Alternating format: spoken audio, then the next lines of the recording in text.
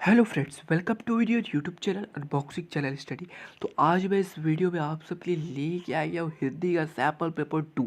ठीक है, अगर आपने अभी तक सैम्पल पेपर 1 नहीं देखा है तो लिंक डिस्क्रिप्शन में है, वहाँ से जाकर आप उस वीडियो को देख सकते हैं। तो वीडियो शुरू करने से पहले मैं आपको फिर से बता देता हूँ कि आपको इसको करने के लिए 3 घंटे दिए जाएंगे और उससे पहले आपको 15 मिनट दिया जाएगा इस पेपर को अच्छी तरीके से पढ़ने के लिए। ठीक है, पूरा आपका रहेगा 70 मार्क्स का। ठीक है, और 30 नंबर आपके प्रैक्टिकल के आपके स्कूल से दिए जाते हैं, 30, 28 कुछ भी। ठीक है, तो चलिए वीडियो को शुरू करते हैं।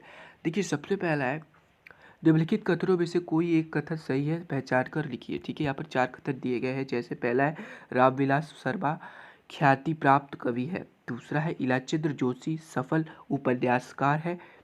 बेला आंचल शैलेश बटियारी का प्रसिद्ध उपन्यास है। और सियाराम शरण गुप्त भेंट वार्ताकार है। ठीक है, इसमें से कोई एक सही कथन आपको चुनकर अपनी उत्तर पुस्तिका में लिखना है।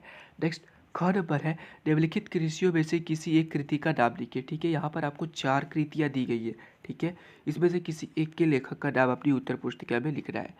ठीक है, नेक्स्ट मैं आपको दिखा देता हूँ। ग नंबर प्रश्न है हमारा, किसी एक एकांकी लेखक का नाम लिखिए। ठीक है, बहुत ही आसान क्वेश्चन है। ठीक है, नेक्स्ट घ नंबर देखते हैं कि किन्नर देश में रचना किस विधा पर आधारित है। ठीक है, ये भी बहुत ही इंपॉर्टेंट है, बहुत आसान है। ठीक है, नेक्स्ट ड नंबर देखते हैं, यशपाल की किसी एक रचना का नाम लिखिए। यहाँ पे जो रसपाल जी है उनकी एक रचना का नाम लिख रहा है। ठीक है, नेक्स्ट मैं आपको क्वेश्चन दिखा देता हूँ। तो नेक्स्ट है हमारा दूसरा का क। देखिए, इसमें आपको बहुत ही आसानी से एक एक नंबर मिल रहे थे कि इसमें दिया है कि रीतिकाल के 2 कवियों के नाम लिखिए। ठीक है, रीतिकाल, इसमें मैं आपको बता दूं कि छायावादी युग के और रीतिकाल के सब अच्छी तरीके से पढ़ के ही जाना है। ठीक है, नेक्स्ट ख नंबर है निर्जा तथा आकाश गंगा के रचयिता के नाम लिखिए। निर्जा और आकाश गंगा किसने लिख रहा है, किसने लिखा है, उसके रचयिता का आपको इसमें नाम लिख रहा है। ठीक है, ग है त्रिलोचन के 2 प्रसिद्ध काव्यों के नाम लिखिए। ठीक है, त्रिलोचन के। ठीक है, नेक्स्ट तीसरा नंबर देखते हैं। तीसरा नंबर देखिए आपको क्या देगा, मैं दिखा देता हूँ। तो हमारा तीसरा नंबर क्वेश्चन है ना, निम्नलिखित गद्यांशों में से किसी एक के नीचे दिए गए प्रश्नों के उत्तर दीजिए। ठीक है, यहाँ पर आपको क और ख 2 गद्यांश दिए गए हैं, दोनों में से आपको पढ़ना है, जो आपको आता है उसी गद्यांश को लिखना है। ठीक है, 2 दिया है, दोनों में से कोई एक लिख रहा है। और यहाँ पर आपको देखिए 3 क्वेश्चन दिए गए हैं दोनों गद्यांशों से। ठीक है, तो आपको अच्छे तरीके से गद्यांश को पढ़कर तीन जो प्रश्न पूछे गए हैं इसके उत्तर दें। ठीक है, जो आता है आपको वही करना है। ठीक है, नेक्स्ट तो नेक्स्ट हमारा फोर्थ नंबर, निम्नलिखित पद्यांशों में से किसी एक की संदर्भ सहित व्याख्या कीजिए तथा काव्य संदर्भ में लिखिए। इसको करने के लिए आपको मिल रहे हैं 6 मार्क्स। ठीक है, इसमें भी आपको ऑप्शनल है, यहाँ पर एक क दिया है और दूसरा ख दिया है। ठीक है, इसे पद्यांश है। ठीक है, दोनों में से कोई एक ही आपको करना है, पढ़ लेना है दोनों, जो आपको आसान लगता है उसी को आपको संदर्भ सहित व्याख्या करनी है और उसका संदर्भ भी काव्य संदर्भ भी लिखना है। ठीक है, नेक्स्ट 5 नंबर देखते हैं, निम्नलिखित लेखकों में से किसी एक लेखक का जीवन परिचय दीजिए, बहुत ही आसान तरीके से। ठीक है, इसमें देखिए 3 दिया है, इसमें भी लेखक का नाम, किसी एक लेखक का नाम लिख रहा है और उनकी एक रचना का भी नाम लिख रहा है। ठीक है, इसी तरह नीचे ख में लिखा है कि निम्नलिखित कवियों में से किसी एक कवि का जीवन परिचय दीजिए और एक रचना का भी नाम लिखिए। यहाँ भी आपको 3 कवि के नाम दिए गए हैं। ठीक है, और किसी एक कवि का नाम लिखना है और उनकी एक रचना का नाम लिखना है। ठीक है, इन दोनों अगर कर लेते हो आपको 3+3 यानी कि 6 मार्क्स आपको यहाँ पे कन्फर्म हो जाते हैं। नेक्स्ट क्वेश्चन में दिखा देता हूँ।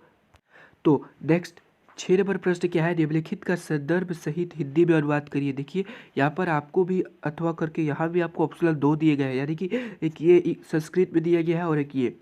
ठीक है, इसको आपको संदर्भ भी लिखना है और इसको हिंदी में अनुवाद भी करना है। ठीक है, ये संस्कृत परिचायिका से ये लिया गया है। ठीक है, नेक्स्ट 7 नंबर है कि अपनी पाठ्य पुस्तक से कंठस्थ किया गया हुआ एक श्लोक लिखिए जो इस प्रश्न पत्र में न हो। इस प्रश्न पत्र में जो श्लोक है उसको आपको नहीं लिखना है। ठीक है, आपको एक अलग 2 कोई भी याद कर लेना है। ठीक है, श्लोक, और यहाँ पे लिख देना है और यहाँ पे आसानी से आपको 2 मार्क्स कितने आसानी से आपको मिल जाते हैं। ठीक है, नेक्स्ट देखते हैं प्रश्न।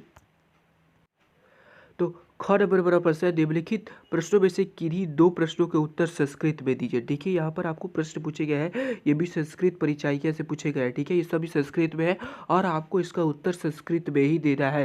अगर आप दोनों 2 का संस्कृत में उत्तर अच्छे तरीके से दे देते हैं तो यहाँ पर आपको 2 मार्क्स आसानी से मिल जाते हैं। नेक्स्ट क्वेश्चन क्या है कि 8वां का क, देखिए हास्य रस अथवा करुण रस की उदाहरण परिभाषा दीजिए। यानी कि आपको यहाँ पर हास्य रस या फिर करुण रस दोनों में से किसी एक का लिख रहा है और उसका उदाहरण भी दे रहा है। यहाँ पर आसानी से भी आपको 2 मार्क्स मिल जाते हैं, ठीक है।